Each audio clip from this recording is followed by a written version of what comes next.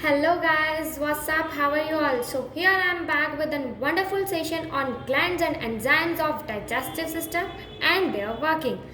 I hope previous videos were helpful to you, and if you have any query or you want to study any particular topic or chapter, so please let me know in the comment section. And one more thing, yeah, as you all know, I teach mostly from NCERT, but there are some important topics which are not included in NCERT, so I'll teach you all that too, because that topics are asked in previous years and PYQs are important as neat point of view. So today I'll help you go through complete gland and enzyme which are given in NCERT and some portion out of NCERT. Okay guys, before starting, I want to share some tips with you that how to study this type of topics. Actually what happened now, everything is given here and there in NCERT. I mean things are not properly arranged. That means topics inside chapter is sometimes so confusing because of less specific description or incomplete information or large data in compact form, which leads to less understanding and that particular topic become hard for you. But it's not like that guys. Whenever this type of topic or this type of trouble arose in front of you, so do one thing. Firstly, arrange all data in systematic way at a place, either in NCERT or on a paper, and stick that paper in NCERT for later. Okay, and arrange all the data one by one. Okay guys, which will help you resolve your confusions for sure in less time, and that topic will become super easy for you guys. Okay, so yeah, and this tip which I shared with you today is actually what I personally experienced. This will help you in two manner. First, that is topic will become easy to study, and second, when you collect all the topics in systematic way at one place, that means in NCERT, so you didn't have to touch any other book or notes, and also add the PYQs topic in your NCERT. Okay, also add that is previous year questions in NCERT. Okay, previous year questions topics. Okay, so which are not there in NCERT. Okay, so add that topics also. So this is the way to customize your NCERT guys. Okay, you have to customize it, okay, before exam. Chalo, now we should start without wasting any time, because this video is most awaited and I bring it today because of high demand on it by some of students. So let's begin. Okay guys, so मैंने इधर starting से लेके एक sequence में सब कुछ glands and enzymes को sequence में लिख के और आप लोगों के लिए arrange किया है. Okay, so very first we should start from mouth guys. Okay, mouth contains salivary glands, because first when we eat food goes in mouth. Okay, it directly didn't goes to stomach. Okay, first is it goes to mouth. Okay, so there are salivary glands. There are three salivary glands: parotid, submaxillary and submandibular, and sublingual. Parotid gland constitute 35% of saliva. Submaxillary or submandibular gland constitute 70% to saliva, and sublingual gland constitute only 5% to secrete saliva. Okay, the largest gland of mouth is parotid, then submaxillary and submandibular is medium size, and sublingual is smallest. Okay, now we should see location and depth of this gland. Okay guys, so location of parotid gland is in cheek, okay, or second molar of upper jaw, and parotid gland has Stenson's duct. Okay, then we come to submaxillary gland or submandibular gland, which duct is situated there in a lower jaw. Okay, and duct of submaxillary gland is Wharton's duct. Okay, Wharton's duct. Okay, then we come to sublingual gland. Okay, sublingual gland is there below the tongue. Okay, and its duct is Rivenous duct. So there is one mnemonic to learn this. Okay, that is station per, that means Stenson's duct, which is for parotid gland. Okay, so station per some, that means submaxillary gland or submandibular gland. Okay, so station per somewhat, what that means Vertens duct of submaxillary or submandibular gland. Okay, station per somewhat lay ravi. Lay, it means sublingual gland, and ravi, that means ravinous duct. So note this mnemonic and it will be super easy to learn gland and their ducts. Okay guys, I hope this is understandable, okay, to you. Now saliva also contains salivary amylase, which is also called ptyalin. Okay, ptyalin found in human saliva, which digests ripe or cooked starch. Okay, ripe or cooked starch. Okay guys, hope it is visible. Okay, it was not visible to you na location. Okay guys, so see, parotid location check. Submaxillary location is below, is there in lower jaw, and sublingual location is there below the tongue. Okay, now we come to salivary amylase, and that is ptyalin. Okay, so salivary amylase digests 30% of starch in buccal cavity, okay, and convert it to disaccharide, that is maltose. Okay, saliva also has some electrolytes guys, which is sodium, potassium chloride and bicarbonates. Okay, there are lysozyme in saliva, which helps in killing of bacteria. That means it is antibacterial, antibacterial agent. Okay guys, which prevent infections. Okay, so this is what all about the mouth. Now we should move to liver guys. Okay, liver is the largest gland, as you all know guys. Liver is the largest gland. Okay, let me give me a minute. So liver is the largest gland of body, okay, which weighs 1.2 to 1.5 kg in adult human. Okay, it is situated in abdominal cavity just below diaphragm. Okay, it has two lobes, and hepatic lobule is a structural and functional unit of liver. Okay, then bile secreted by hepatic cells from hepatic duct, okay, is stored and concentrated in gallbladder. Okay, gallbladder is what? Thin muscular sac. Okay, then cystic duct of gallbladder along with hepatic duct form common bile duct. Okay, from where bile secretions are secreted out. Okay, now what is bile? Let us study about bile, which is secreted from hepatic cells. So what bile actually contains? Bile contains bile pigments, that is bilirubin and biliverdin, bile salts, cholesterol and phospholipid, but no enzyme guys. Note here, bile does not have any enzyme. Okay, and bile also activate lipases. Okay, so this was all about liver.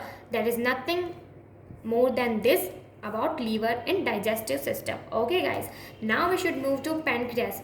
So I hope it is visible guys. Pancreas is visible to you. Okay, so pancreas, which is mesocrine gland guys, it is compound. Okay, it is compound gland, that means exocrine and endocrine, both part is there in pancreas. Pancreas is elongated gland situated between the limbs of C-shaped duodenum. Okay, and the exocrine portion secrete alkaline pancreatic juice. Okay, and the endocrine portion of pancreas secrete hormones like insulin and glucagon. Let us see that. Okay guys, so this is what our pancreas is. Pancreas looks like. Okay, so this is pancreas. These large structures are acini, and these small structures, okay, in pancreas, which are scattered all over pancreas, are islet of Langerhans. Okay, this is the duct of Wirsung. Okay, pancreatic duct, which is duct of Wirsung. Okay guys, so now there are 1 to 2% of islets of Langerhans in all over pancreas, but then also they are 1 to 2 million in numbers. Okay, they constitute only 1 to 2% of pancreas, but they are in 1 to 2 million in numbers. Okay guys, now exocrine secretions are done by acini. Okay, acini secrete exocrine secretions, and these islets of Langerhans secretes endocrine secretions, that are hormones like insulin and glucagon. Okay guys, now we should see here. So hope it is visible to you. This what I have divided in pancreas in two portions, that is exocrine and endocrine secretions. Exocrine secretions we should first see. Okay, we should see first about exocrine secretions, which secrete pancreatic juice, which contain inactive enzymes. Okay guys, inactive enzymes further activate and help in digestion. So let us see what enzymes are there. Trypsinogen, chemotrypsinogen, amylases, procarboxypeptidase, lipases and nucleases. Okay, then this trypsinogen is activated by an enterokinase, which is an enzyme of intestinal juice. Okay, so this intestinal juice enzyme, that is enterokinase, activate trypsinogen into trypsin, and further trypsin further activate all other enzyme of pancreatic juice. Okay guys, now let us see endocrine portion of pancreas. Endocrine portion is like that, what I have showed, that islet of Langerhans secretes endocrine secretion. So this one islet, this smallest one islet of Langerhans, I have shown you here. Okay, so outer side layer of islet of Langerhans is called alpha cells, then inner layer is called beta cells, and the innermost layer, that means outer layer is of alpha cells, middle layer is of beta cells, and the innermost layer is of delta cells, okay, of islet of Langerhans. Then alpha cells secrete glucagon, which convert glycogen to glucose.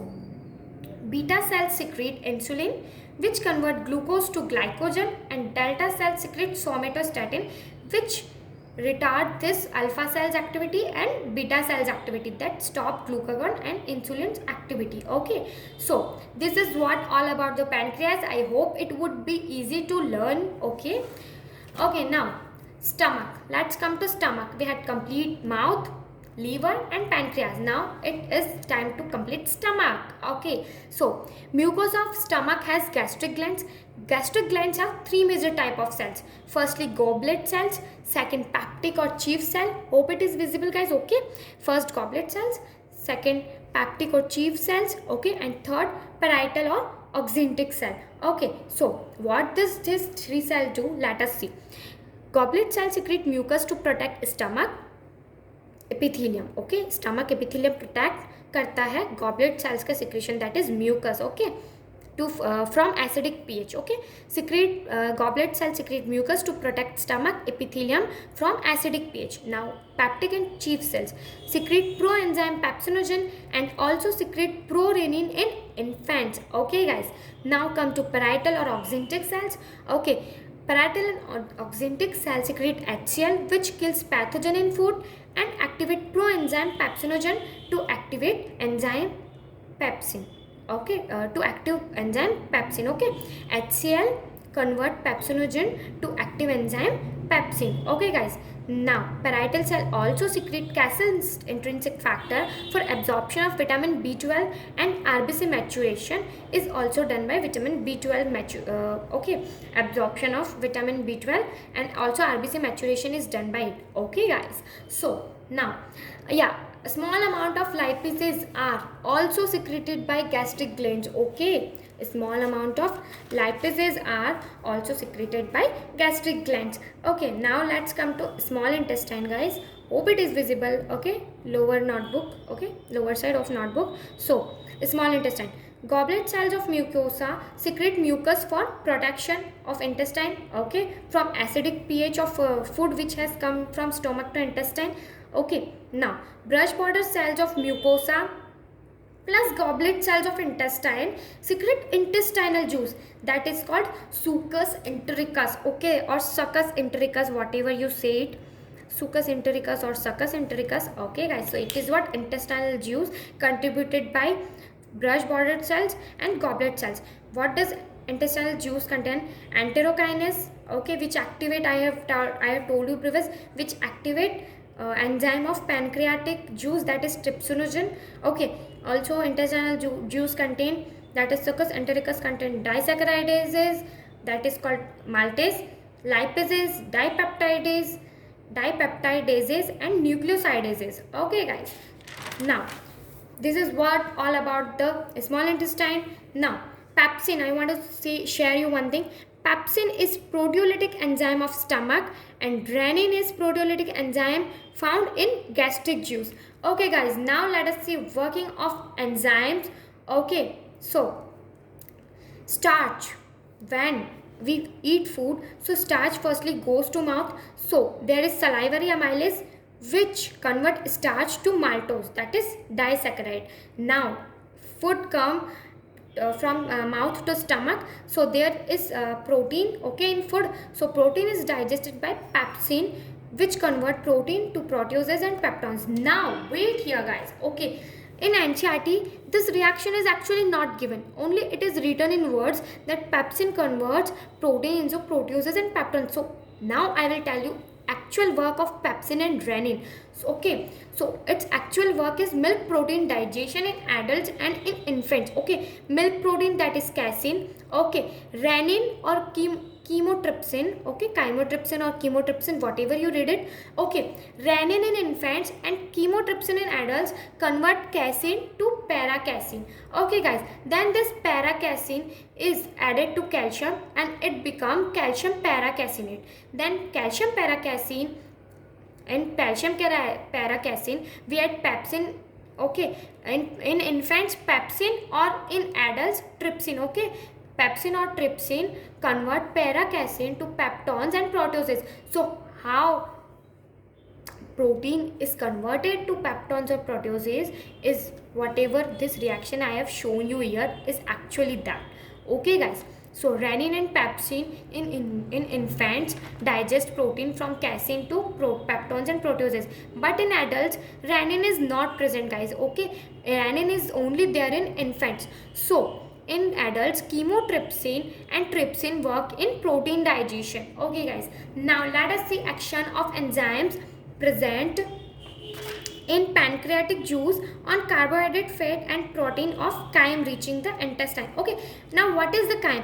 Chyme is actually food, okay, which is mixed up in stomach with the gastric juices. Okay, so that is what a chyme is. Okay, so now chyme is just came into intestine, and now pancreatic juice is released, and pancreatic juice is now upon to work on chyme. Okay, so protein, peptones and proteases of chyme with the that is converted into dipeptidase with the help of trypsin, chymotrypsin and and carboxypeptidase. Okay, trypsin convert chymotrypsinogen into chymotrypsin and procarboxypeptidase into carboxypeptidase. So all these three together convert proteins, peptones and proteases into dipeptidase. Okay, now we come to polysaccharide, that is starch. So amylase of pancreatic juice convert starch of chyme to disaccharide. Okay guys, now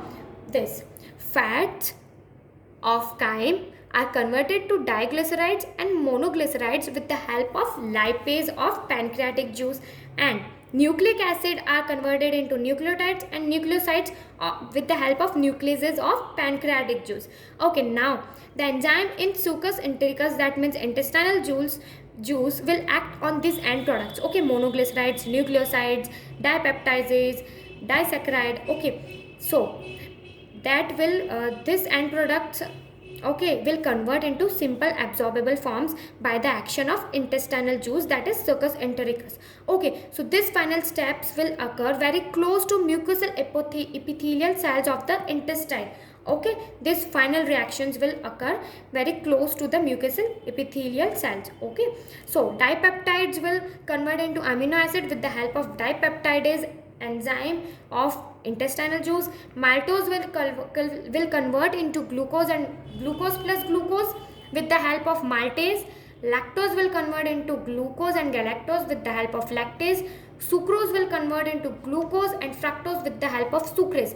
And what these all are? Dipeptidases, maltase, lactase, sucrase. Actually, these are enzymes, guys. Whatever I have written with red pen, these all are enzymes. These all are enzymes of intestinal juice. These all were enzymes of pancreatic juice. Okay guys, so sucrose will convert it into glucose and fructose, nucleotides will convert into nucleosides, and then finally they will convert into sugar plus bases. Okay, with the help of nucleotidases enzyme and nucleosidases enzyme. Then diglyceride and monoglyceride will convert into fatty acid and glycerol, that are final and simplest product. Okay, with the help of lipases present in succus entericus. So now these all products are ready for absorption in body. Okay guys, so this was all about today's session. I hope this all whatever I explained you is understandable to you.